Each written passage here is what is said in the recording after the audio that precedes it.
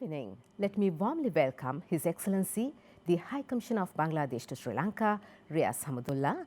Your Excellency, your presence at our studios is indeed a great pleasure and it's a great honor for us.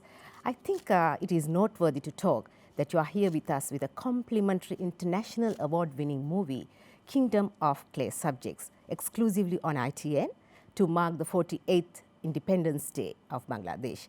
Could you brief us the significance of the day to Bangladesh? On 16 December 1971, exactly 48 hours back, after a bloody 9-month war of independence, Bangladesh became independent. So that is the significance of this day. And since then, Bangladesh has moved on. Bangladesh is now 48 years old.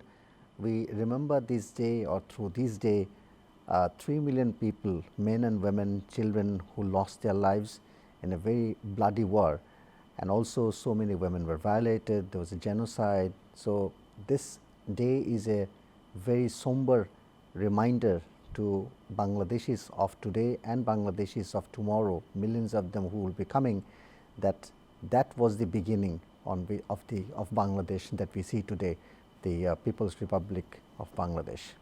I think this is the first time here in Sri Lanka a Bangladeshi movie to be aired on TV with single subtitles. I think this is something we need to talk about.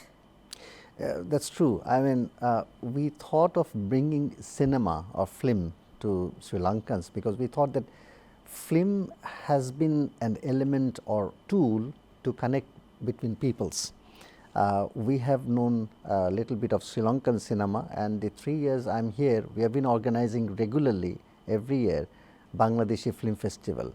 So far we had 2 film festivals, and I realized that when Sri Lankans turn up, whether he is a Tamil, Sinhalese or Berger, they appreciate Bangladeshi films and they can connect with Bangladeshi films because of the storyline, because of the plot, music, the surrounding or the places where they are shot, and much more than that, the expressions, the emotion. And people say that, look, I never knew that Bangladeshis are so much with sari, sarong, that we call lungi, for example, or that you are a rice eating nation, you are a fish eating nation.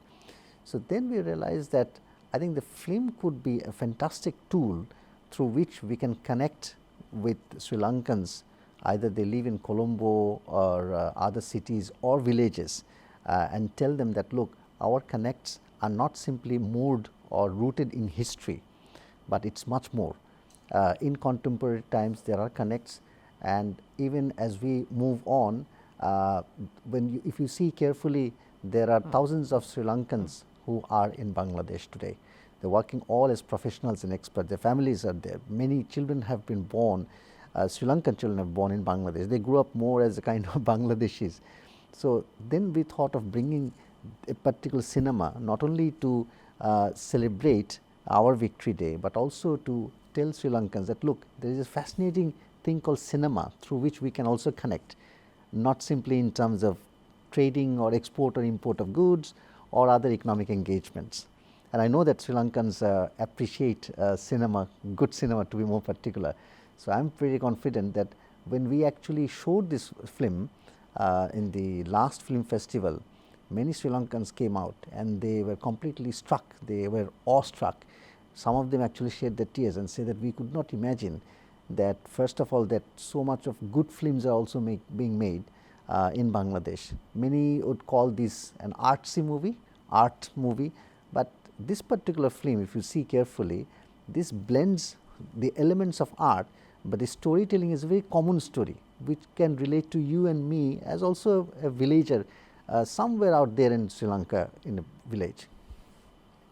How do you perceive the engagement between Bangladesh and Sri Lanka, and how do you perceive dynamic and excellent relationship with Sri Lanka and Bangladesh?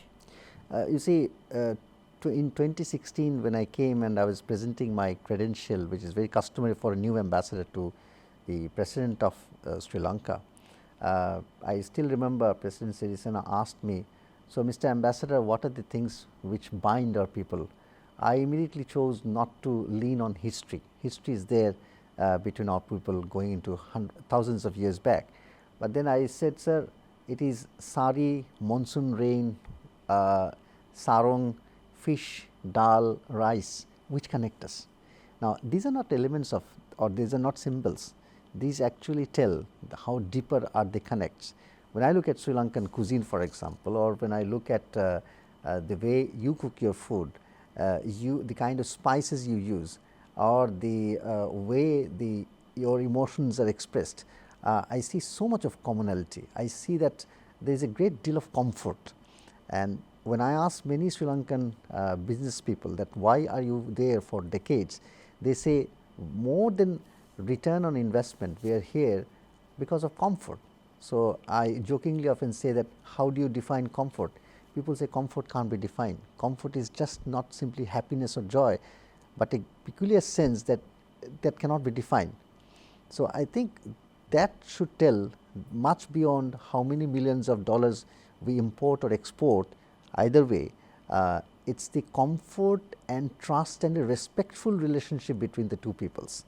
That to my mind defines our relationship of the present, and that also tell that here is a relationship or engagement between the two people which only is to prosper in a very seamless manner in the years to come.